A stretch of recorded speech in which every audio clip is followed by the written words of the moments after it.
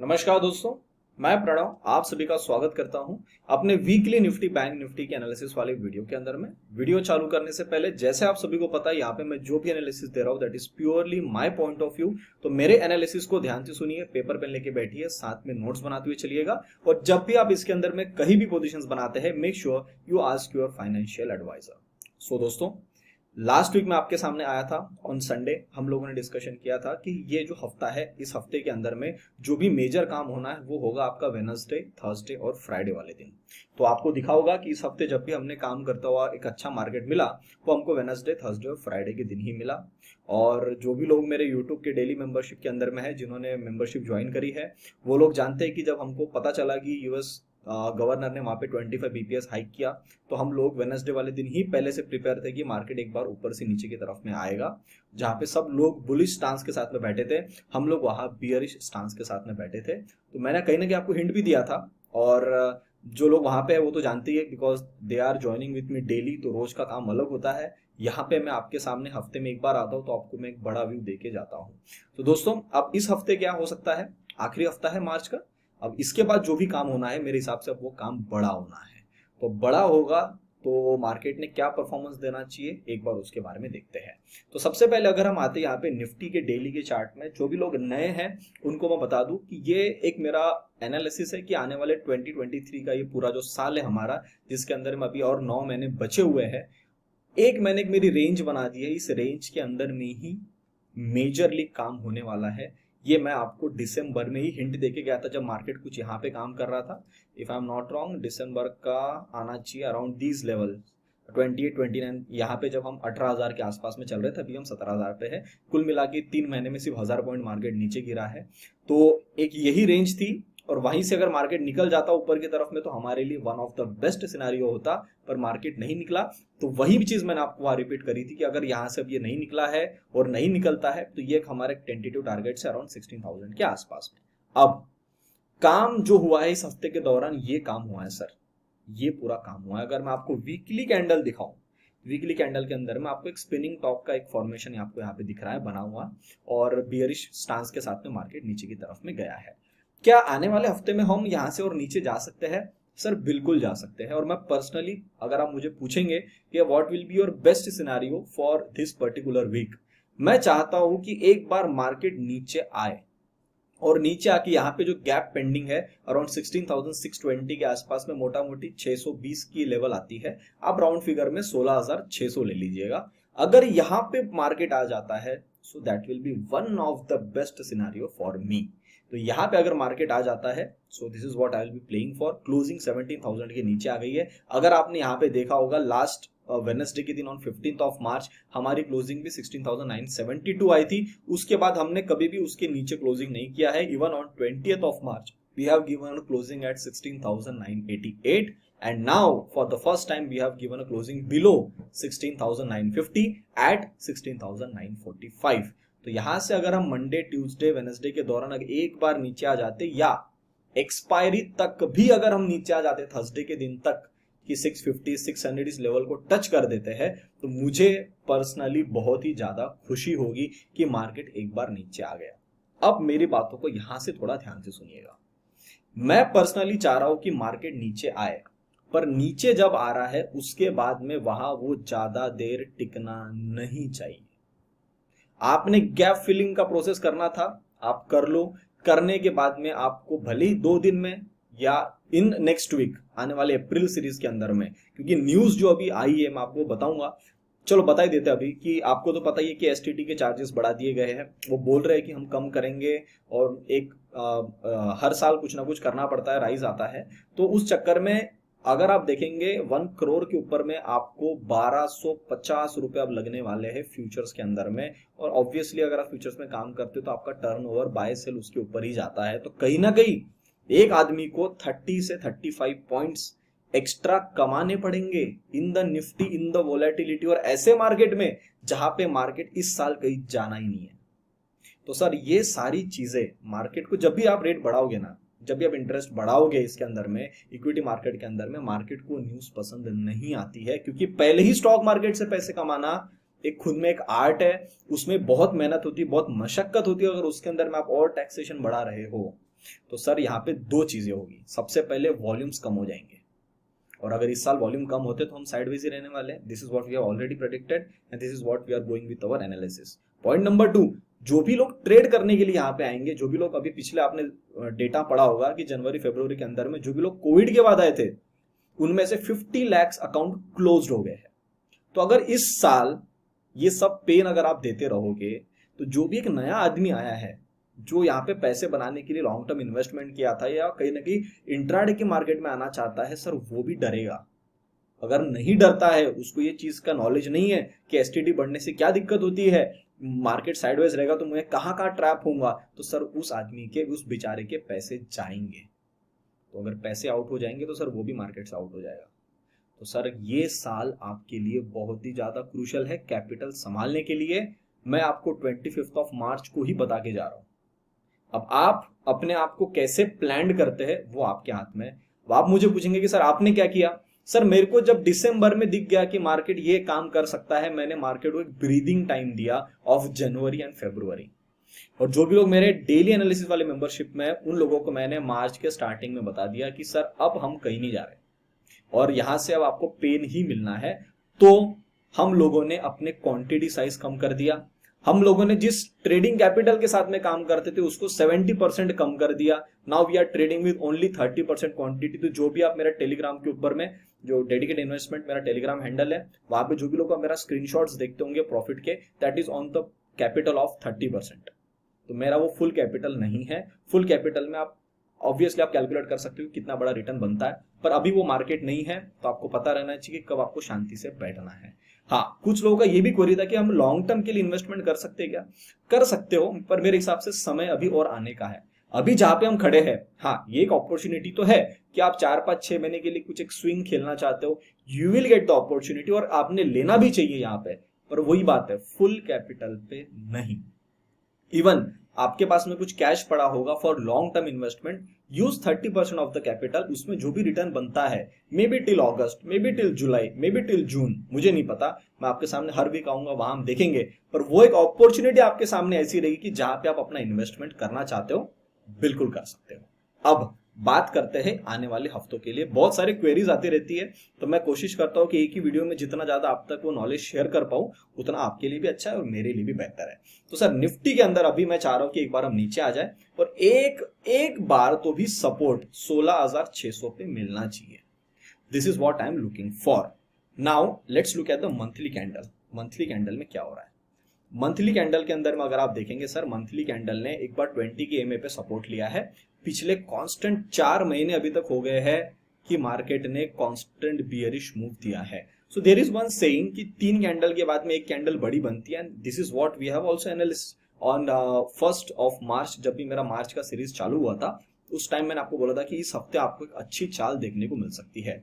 अब अगर इस कैंडल को बुलिश बनना है, चाहे एक हैमर बनना है या चाहे इसको एक डोजी फॉर्मेशन में आना है, तो कम से कम इसको जो इसका ओपनिंग है दैट इज अराउंड 17,360। सर यहां तक तो आना पड़ेगा।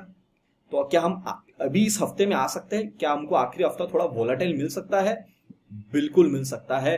तो मैं अब वो देखने के लिए इंटरेस्टेड हूं कि इस हफ्ते हमारा क्या काम होता है। So if you come to the daily chart now, daily chart के अंदर आपको क्लियर सिनेरियो दिख रहा होगा कि स्ट्रक्चर एक साइडवेज सा बन चुका है। अगर यहां से हम पहले नीचे आ जाते हैं, I am super duper happy कि हम एक बार नीचे आ गए, फिर यहाँ पे हम थोड़ा साइडवेज होकर फिर निकलना चाहते तो हम निकल सकते हैं। और मैं पर्सनली, अगर मुझे पर्सनली पूछेंगे भी, तो मैं अप्रैल में एक अच्छी रैली एक्सपेक्ट कर भी रहा हूँ, क्योंकि मार्च का हमने हर बार देखा है कि क्लोजिंग तो पॉजिटिव नोट पे होती है, पर वहां पे थोड़ा बहुत सेलिंग का प्रेशर भी बनता हुआ आता है और लोग अपनी पोजीशंस को भी शफल डाउन करते हैं, बेच के भी वापस खरीदते हैं। तो दे वांट कि मार्केट जितना लोअर लेवल पे रहता हूँ, उसी जगह पे एक बार एवरेजिंग करने का मौका मिल जाए। तो मार्केट अभी इसी रेंज के अंदर में काम कर रहा है। अब मैंने तो आपको एक नेगेटिव सिनेरियो बता दिया, तो एक काम करता हूं, मैं आपको बैंक निफ्टी का भी बता देता हूं, फिर हम पॉजिटिव सिनेरियो के बारे में बात करेंगे।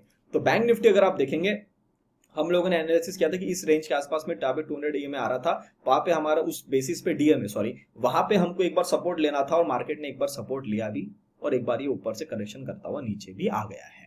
क्या बैंक निफ्टी के पास में नीचे की ओर कुछ जगह पेंडिंग है? सर बैंक निफ्टी के पास में सीधी अब जो जगह बची हुई है वो 38,000 या फिर आप ये भी लेवल ले सकते हैं 38,300 के आसपास में, 300 300 350 ये एक रेंज आ रही है, इस लोअर लेवल को आप मान के चलिएगा, कहीं ना कहीं इस कैंडल के आसपास में 360 का लेवल आता है, यहां तक फिर बैंक निफ्टी को आना ही पड़ेगा। तो अगर आप मुझे इस हफ्ते के लिए पूछते कि इस हफ्ते के लिए अब मैं जो टारगेट नीचे की तरफ में लगाना चाहता हूं वो मैं कहीं ना कहीं 38,300 पे लगाना चाहता हूं। 38,300 बैंक निफ्टी में ले लो और निफ्टी के अंदर में 16,650 600 ये एक ऐसा टेंटेटिव लेवल है जहां पे एक बार अगर आ जाए तो मैं चाहता हूं कि शॉर्ट्स वाले थोड़ी सी और पोजीशन ऐड अप कर दे।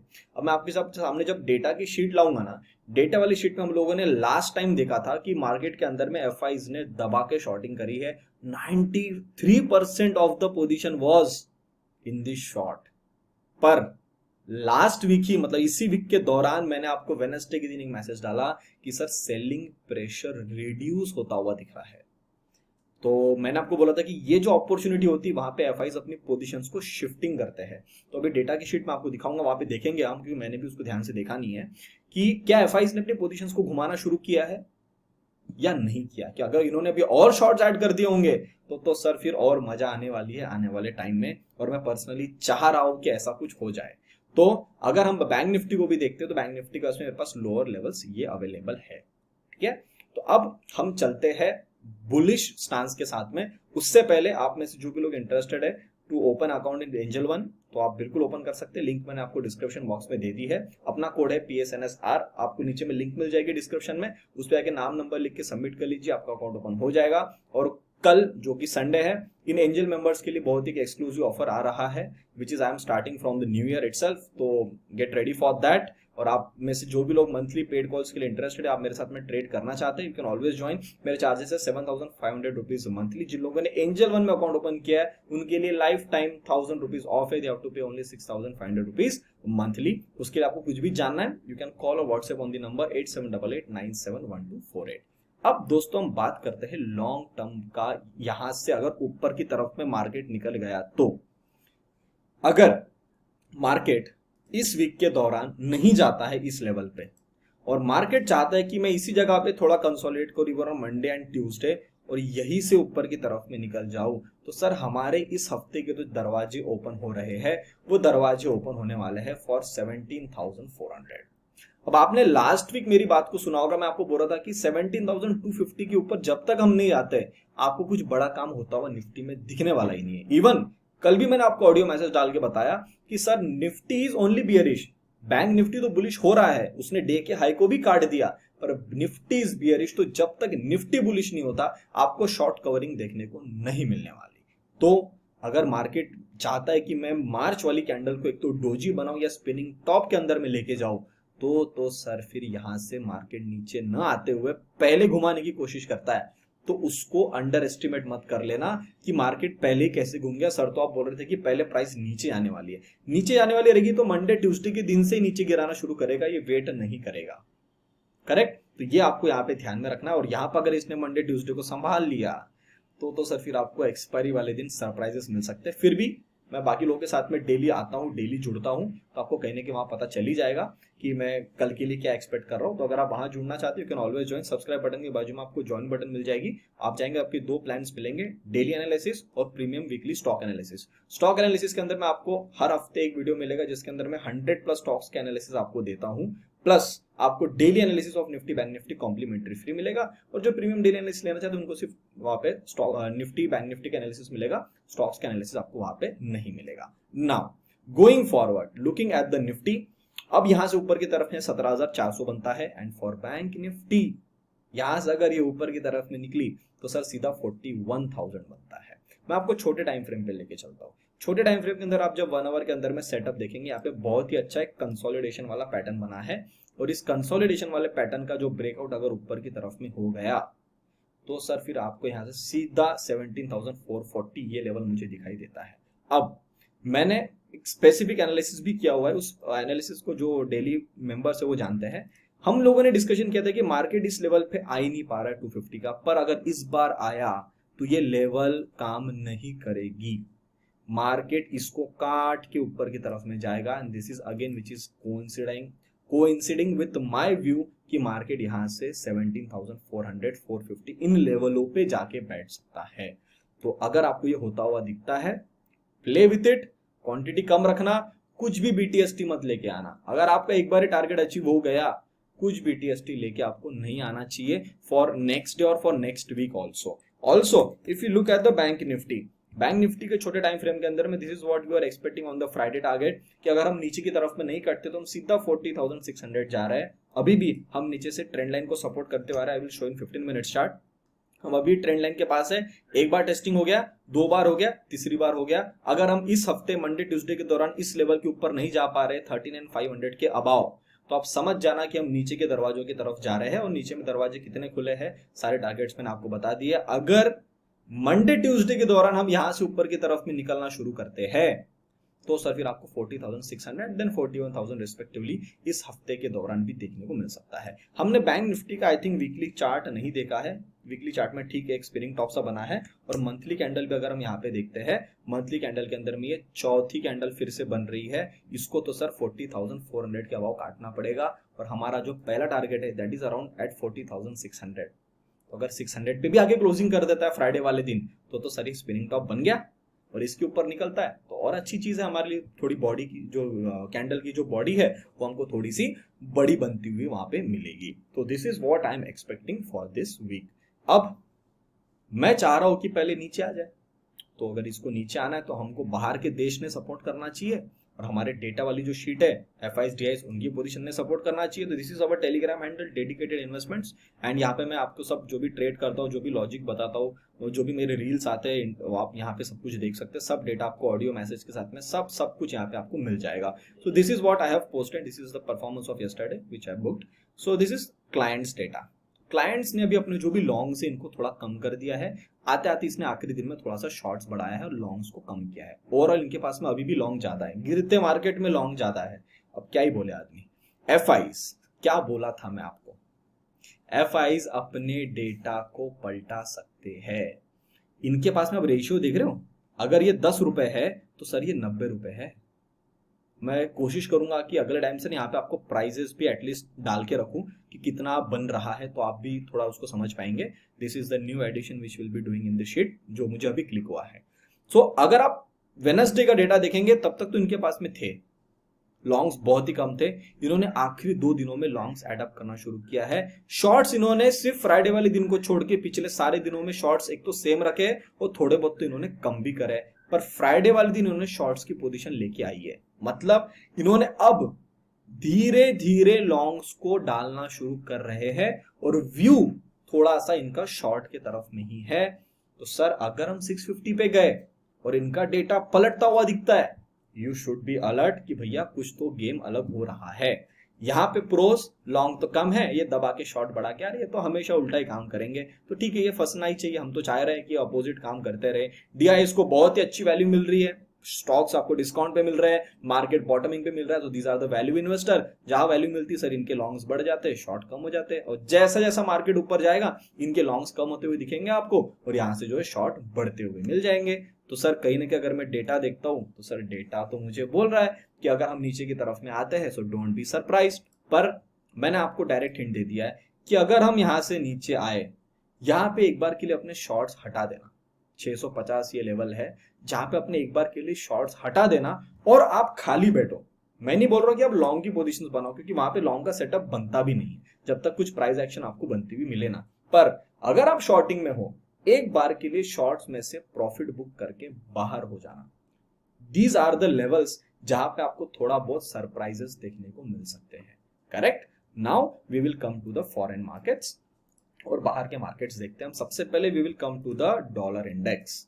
सर डॉलर इंडेक्स के बारे में हम लोगों ने प्रॉपर एनालिसिस किया था और ये आपको पता है। मैं पर्सनली यहां से देख रहा था कि 105 के अबाव ये नहीं जाएगा, तो ये एक कैंडल बनाने की कोशिश तो किया, वापस से नीचे आ गया, रिटेस्ट करके फिर नीचे आ गया। तो अब इसकी जो नीचे के दरवाजे खुल रहे हैं वो कहीं ना कहीं मेरे हिसाब से 94 के आसपास में खुल रहे हैं। हम लोगों ने लास्ट टाइम भी एनालिसिस किया था, ये आ जाएगा सर, फिर अभी ये 94 95 तक आ जाएगा, कोई दिक्कत नहीं है इसके अंदर में। हमारे इंडियन करेंसी अभी तो ऊपर में खड़ा है, पर इसको इस रेड लाइन पे आना ही आना है 80.5, तो वहां वो थोड़ा गिरना शुरू हो जाएगा, तो यहाँ पे हम भी थोड़ा स्ट्रांग होना शुरू हो जाएंगे। ऑयल का स्ट्रक्चर थोड़ा सा बियरिश था, इसने नीचे की तरफ में आया। अब ऑयल को मैंने आपको लास्ट टाइम भी बोला है, ये आ जाएगा सर 65 तक आ जाएगा, भले ऊपर नीचे कुछ भी काम करता रहे। अब इसके पास में सीधा एक ही टारगेट है 65, यहाँ पे तो इसको आना ही है। अब चाहे वो 1 महीने में आए 2 महीने में आए या 3 महीने में आए, हम उसको देखेंगे। डैक्स अपर लेवल पे होल्ड कर रहा है, फिलहाल तो साइडवेज है, तो इसमें तो मेरे हिसाब से कोई डरने वाली कोई सिनेरियो नहीं दिख रहा है मुझे। यहाँ पे एक हफ्ता और ये साइडवेज हो सकता है। This is what we have analysed last week also. Nasdaq के अंदर में बहुत ही अच्छा फ्लैग एंड पोल बना था, इसने ब्रेकआउट दे दिया। जिन लोगों ने मेरे साथ में नास्डैक बाय किया था, आप सभी को पता है, I was holding around like 18,000 quantity in the Nasdaq, so I am still holding it. I am expecting around 13,400 to come. आता है one round of support resistance it will take and we will try to book our profits there. Dow Jones फिलहाल sideways ही है, ये range bound ही रहेगा, कोई दिक्कत नहीं लग रही इसके अंदर में। इवन जब ये न्यूज आई, ये मार्केट ऊपर से सेल ऑफ पर यहाँ पे होल्ड हुआ है, तो कहीं ना कहीं इंटरनली इनको पता है कि यहाँ पे ये रेट कट करेंगे या फिर ये रेट को पॉज करेंगे। May be not this month, इन्होंने दिस मंथ तो किया नहीं, पर आने वाले महीनों में ये कर सकते हैं। This is what Dow Jones also showing and also I will show you the bond yields, वहां पे भी हम देख लेंगे। S&P क्या कर रहा है, अभी तो साइडवेज है। मेरे लिए सबसे बेस्ट सिनेरियो S&P के अंदर में कहां बनता है, ये मैं अभी फिर से लगा देता हूं, अबाउ 4,100। इसके ऊपर जब तक S&P नहीं आता है, आपको कुछ बड़ा गेम देखने को मिलने वाला ही नहीं है। और उसके पीछे क्या लॉजिक है, क्या है, वो अपन बाद में कभी डिस्कशन करेंगे, क्योंकि वीडियो बहुत लंबा बन जाएगा। पर फिर भी आप एक टेंटेटिव लेवल्स अगर नोट डाउन करके रखना चाहते हो, कि रिमाइंडर लगा दो, यहाँ पे एक अलर्ट लगा दो, जब भी 4100 के अबाउ निकले S&P, आपको एक बार वहां पे चाल देखने को मिल सकती है। कॉपर के अंदर में क्या हो रहा है, कॉपर ने यहाँ पे सपोर्ट लिया, सपोर्ट लेने के बाद में कॉपर अभी एक बाउंस के साथ में चल रहा है, तो ये और थोड़ा बाउंस बन सकता है। कॉपर इज इनिशियल साइन जो आपको बताता है। इवन मैंने इसके लिए रील भी पोस्ट करी थी कि ऐसा कौन सा एक कमोडिटी है जो आपका एडवांस में बताता है कि क्या काम होगा। Currently it is at the resistance level. यहां से अगर ये वापस टम्बल डाउन होता हुआ दिखता है, यहाँ पे साइडवेज भी रहता है, कोई दिक्कत नहीं, पर यहां से अगर इसने ब्रेकआउट कर दिया तो आने वाले टाइम में you are much smarter now कि क्या हो सकता है। रसल भी यहाँ पे कहीं ना कहीं सपोर्ट ले रहा है, और ये इसकी जगह है 1650 के आसपास इसका जगह है। और मैं आपको लास्ट टाइम बोल के गया हूं कि सर 3 बार टेस्टिंग हो गया है, चौथी बार आएगा तो इसको यहाँ पे रुकना ही नहीं है, सीधा निकल जाना है, या यही से निकल जाओ। मौका ही मत दो कि लोग वहां पे और शॉर्ट्स की पोजीशन एड अप कर पाए। तो ये एक जगह ऐसी जो हमारे मार्केट के साथ में मैच होके चल रहा है। Again I am telling you, Russell is for the upside on the long term के अंदर में मैं बहुत ही ऊंचे लेवल्स देख रहा हूँ रसल के अंदर में, एंड करंटली 1734 के आसपास में है। और एक हफ्ता मेरे हिसाब से यहाँ पे वो टाइम पास कर सकता है। तो बेसिकली हमको हमारे मार्केट्स को देखना है कि कहाँ दिक्कत बन रही है। बाहर के मार्केट्स देख के रसल तक तो मुझे कोई दिक्कत नहीं दिख रही है। हमारा इंडिया विक्स जब तक 16 के नीचे तब तक तो ठीक है सर, 16 के अबाउ निकलेगा तो आपको पता है क्या दिक्कत होगी। और मैं तो पर्सनली चाह रहा हूँ कि थोड़ा फियर फैक्टर और बढ़े और एक बार 20 वगैरह के आसपास में इंडिया विक्स आ जाए, और तब तक हम एक बार 16,650 तक पहुंच जाए, तो हमारे लिए एक अच्छा ट्रेड करने का मौका भी मिलेगा। बाहर का विक्स बहुत ही अच्छा काम कर रहा है, जाता ऊपर एक दिन नीचे, एक दिन ऊपर एक दिन नीचे, वही साइडवेज काम कर रहा है। तो अगर वहां पे उतनी दिक्कत परेशानी होती तो सर ये 30 के आसपास काम करता है, 27 के आसपास में काम करता, 21 पे काम नहीं करता। अगर 21 के नीचे आ गया तो वहां का भी फियर कहीं ना कहीं कम डाउन हो जाएगा। This is what again the बाहर का विक्स हमको बता रहा है। निक्केई लॉन्गर टर्म के अंदर में साइडवेज है। अच्छा, आप में से ना एक सज्जन ने बहुत ही अच्छा मैसेज डाला था कि सर क्या आप निक्केई जैसा हमारे इंडियन मार्केट होता हुआ देख रहे हैं। Yes, you can expect this kind of time pass for the year. और जो हमने रेंज बनाई है, भले हम इतना ज्यादा ऊपर नीचे ना करें, एक ही बार या 2 बार ही आए, पर मेजरली हम ऐसे रेंज में, बड़े रेंज में हम ऐसे ही एक साइडवेज वाला काम करेंगे, जिसके अंदर में दर्द, जिसके अंदर में टाइम की बर्बादी, जिसके अंदर में पेशेंस टेस्टिंग, जिसके अंदर में आपका विश्वास स्टॉक मार्केट से उड़ जाना, और जिसके अंदर में आपके पैसे खत्म हो जाना। ये सारी नेगेटिविटी, सारा डिप्रेशन वाला माइंडसेट आपको इस साल के दौरान देखने को मिल सकता है। मेरी जो मेजर जनता है, मेरे जो मेजर व्यूअर्स है, वो बड़े एज वाले, जिनकी एज कम से कम 40 से ऊपर है। क्योंकि मैं जो यहाँ पे नॉलेज शेयर करता हूँ, जो मैं इंटरनली आपको हिडन चीजें बताता हूँ, वो उन्हीं लोगों को समझ में आती है जो कम से कम मार्केट में 10-15 सालों से है। जो नए नए आए हैं उनको समझने में समय लगता है, पर अगर वो उस ट्यून के साथ में है, और जो चीज मैं आपको यहाँ बता रहा हूँ, मार्क माई वर्ड्स, मैं इस कुर्सी पे बैठ के आपको जो बता रहा हूँ, इसमें मेरी क्रेडिबिलिटी दांव पे लगी है।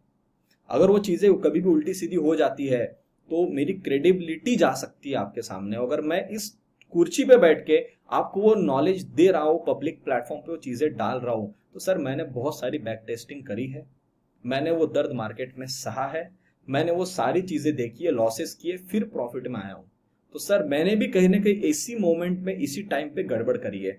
अगर आप मुझे पिछले 4-5 सालों से जानते हैं, 2018 एक ऐसा साल था जिसमें आपको सबसे ज्यादा पेन था।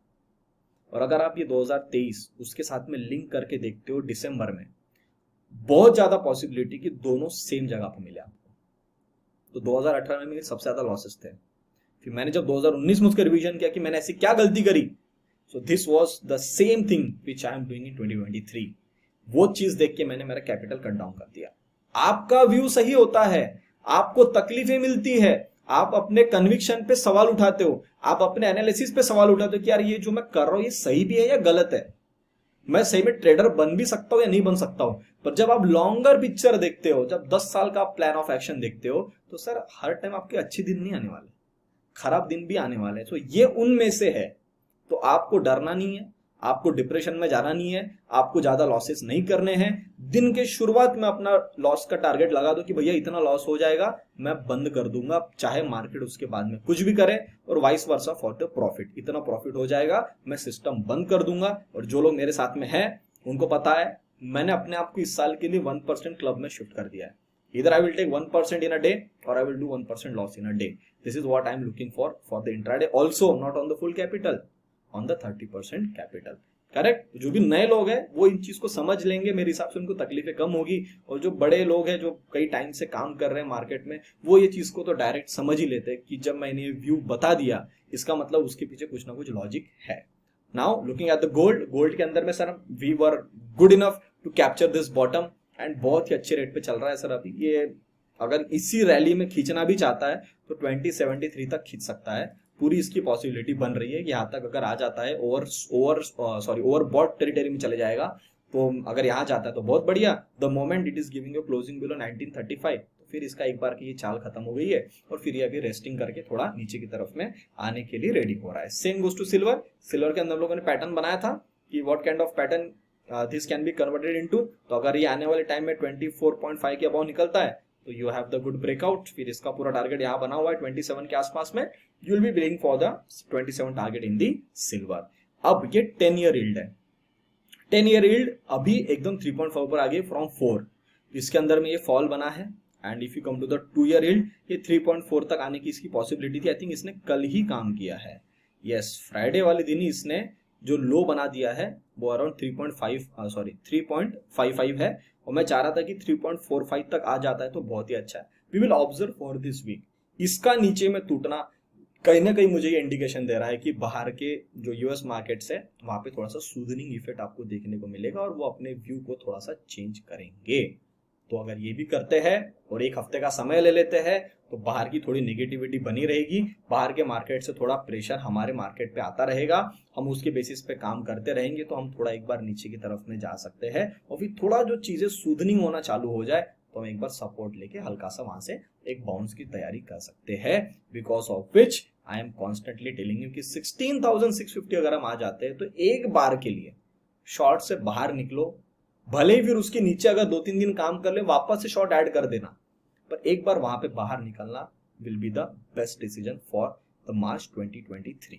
Also from 1st of April चीजें बहुत चेंज होने वाली है मार्केट के अंदर में। तो अपने आप से एक प्रॉमिस कर लेना कि अगले हफ्ते जब आप मार्केट में बैठो तो ये आपने जो इस साल की पूरी लर्निंग करी उसको अपना इंप्लीमेंट करना, नोट डाउन कर लेना और खुद से प्रॉमिस कर लेना कि 2024 की जो शुरुआत मैं 1 अप्रैल से कर रहा हूं या कर रही हूं उसके अंदर में मैं ये सारी मिस्टेक्स नहीं करूंगी। और 2024 जो कि सबसे टफेस्ट ईयर रहेगा, पहले ही अपने टारगेट्स जो है वो 2% या 3% इन अ मंथ इस बेसिस पे लगा लेना और उसके हिसाब से कैलकुलेट कर लेना कितना रिटर्न बनता है। उससे ज्यादा मिलता है तो आप लकी हो, नहीं मिलता है तो ज्यादा रोना धोना नहीं, ज्यादा तकलीफ लेना नहीं और लोन वाले पैसे लेके मार्केट में आना नहीं।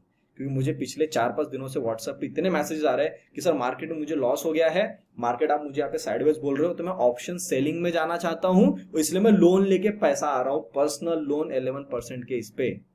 सर गलती मत करना, ऑप्शन सेलर भी पिछले 2 हफ्ते से ढंग से पैसा नहीं बना पा रहा है। तो आपको अगर लगता है कि वो चीज आसान है, वो भी आसान नहीं, क्योंकि उसमें रिस्क अनलिमिटेड है। आपको घर बेच के पैसे देना पड़ेगा, एक बार का ऑप्शन बाइंग में आपका जितना पैसा लगा रहे हो वही जाएगा।